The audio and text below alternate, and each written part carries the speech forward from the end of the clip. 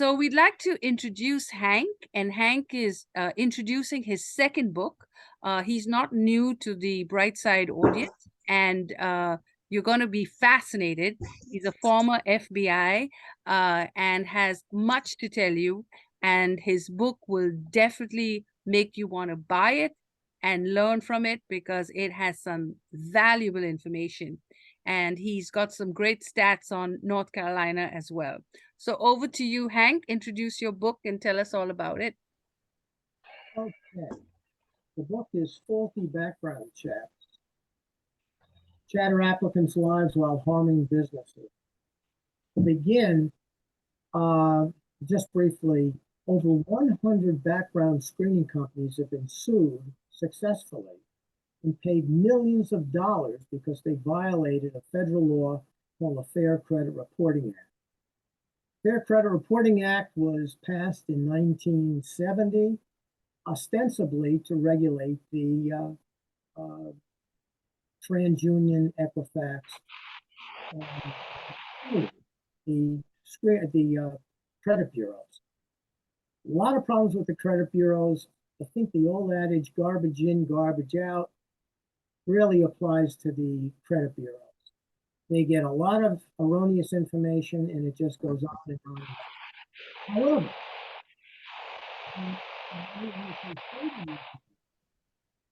because background screening became so prevalent, we got involved in regulating background screening. I'm going to tell you, I've talked to lawyers about this, and that are lawyers for corporations, and I'm telling them that there are regulations that mandate what can and cannot be done under the Fair Credit Reporting Act. And one said to me, we don't have a problem because we don't do credit checks. I said, it has nothing to do with credit checks. They mandate what can and cannot be done. So there are a lot of lawyers out there that have no clue what the Fair Credit Reporting Act is all about. Now, Elizabeth mentioned North Carolina.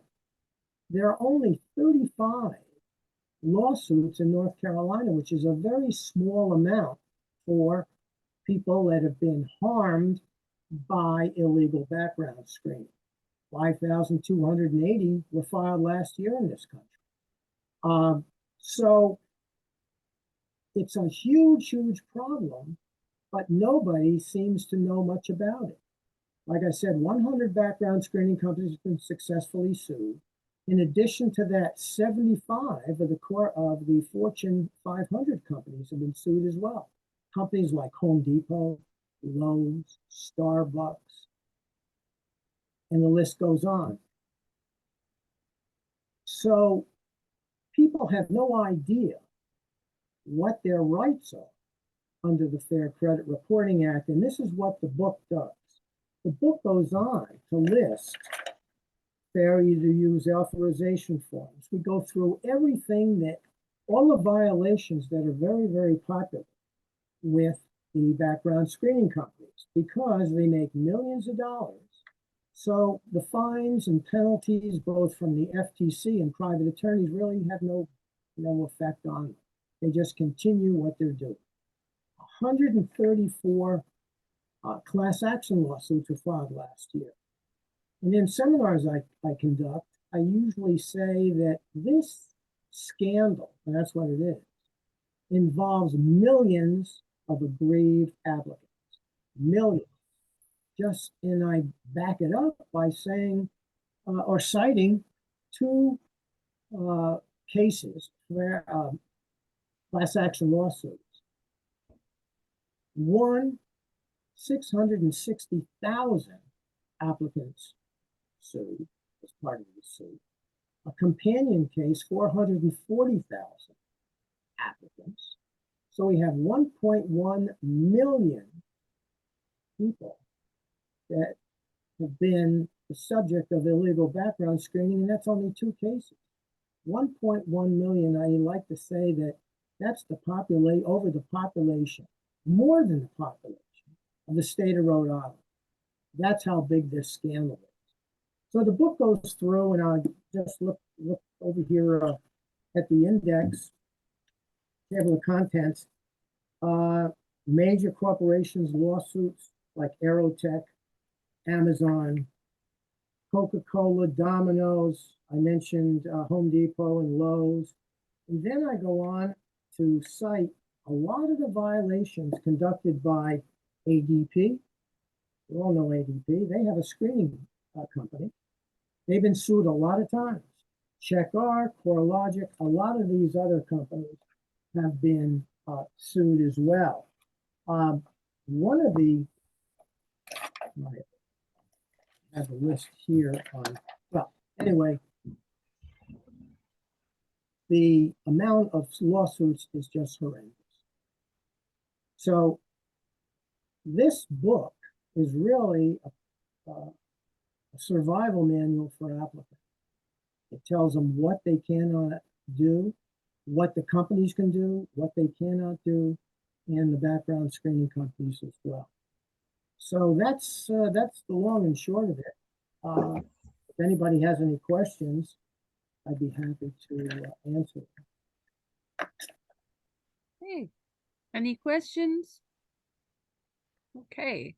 So Hank, I Yeah. do have one quick question. So for all the military people here in the room, since all of us had to undergo background checks, I mean, I had so many security clearances. I mean, every 5 years, you know, I was put through the ringer to get my security clearance.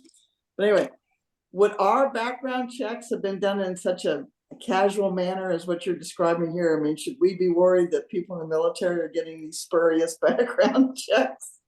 No, these are background check companies that don't deal with the government.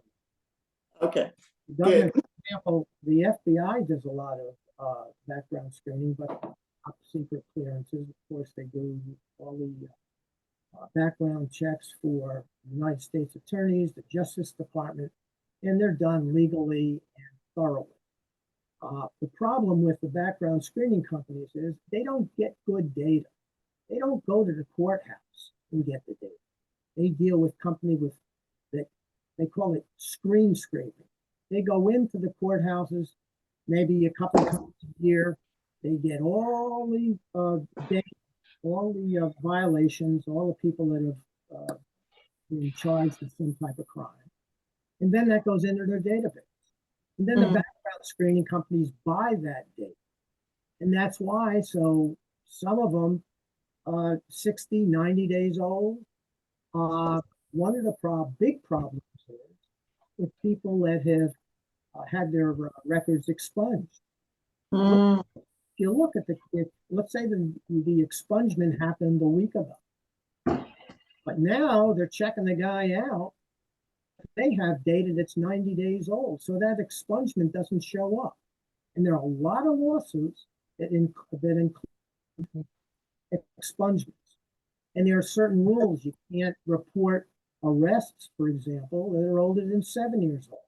It's just fairness and common decency is the way I explain it. It's good, good common sense, but they don't do that. The government, again, individual agencies do some. Like I said, the FBI does the top secret clearances and whatever, national security stuff. So they're done professionally. The other thing with the government, you were probably fingerprinted. So now, yes. If, for example, somebody was arrested under the name John Doe, but his real name is Harry Smith, and we've got all kinds of names, and I've looked at plenty of records that were obtained through fingerprint identification. A lot of people think they can get away with it if they just give the police a different name, and a lot of them have been arrested under different names and sort of escaped handed. So I wouldn't worry about a background check being done legally if it was done by the U.S. government. And I think the same thing holds for state governments as well, because they use fingerprint identification. Wow. Well, that's good to hear. Thank you. William has raised his hand. William, do you have a question? Yes, ma'am. Sir, could you answer the question of why and who initiated the um, initiation of the footprint fingerprint of newborn babies, and what was the reason? Fingerprints, they go back to, I guess, the 1930s, because they had to have some means of identification for criminals. There was another competing technique, and that was through measurements and that type of stuff. But J. Edgar Hoover, who founded the FBI, was a prime mover in getting fingerprints done. As a matter of fact, it's the FBI that has the identification division. They're the ones that have all of these things, both civil and criminal. They have two divisions. So that's, I guess it was down in the 30s. I don't know if it's widely known, but this identification really took place shortly before during the Vietnam era. And what took place? The fingerprinting and the footprinting of newborn babies. I don't know about footprints. Oh, okay. Like I said, fingerprinting's been here for a long time, since the 19th. Yeah, yes, I'm aware of that. But my question was, why was it initiated so hardcore and during the Vietnam era? For military people? Newborn babies. I don't know anything about newborn babies. That's right. I don't know anything about it. I know everybody that goes in the military gets fingerprinted. They get their, make sure that they haven't gotten that kind of so different. You get fingerprinted too when you come in from a foreign country, if you go through the right process. When I had to apply to come to America, I had my fingerprints taken. And then when I got here, of course, then I got my social security number and everything. But I used to tell people when I went for jobs and they say, we do background checks. And I say, well, my fingerprints are already on file with the government. So, but that's, you know, part of the process, just doing fingerprints. It never bothered me. Well, if you're going to work for a company, corporation, like I said, it's a pretty sloppy process. Yeah. You don't get corporate. And, Well, thank you, thank you, thank you. And if you can just see from the comments that we're getting how daunting it is to do a background check and then to go to a fake company and have it messed up, that's even worse. So I think you all should get Hank's book, and it's really an eye-opener. And thank you, Hank, for being with us today and opening us to so many different things.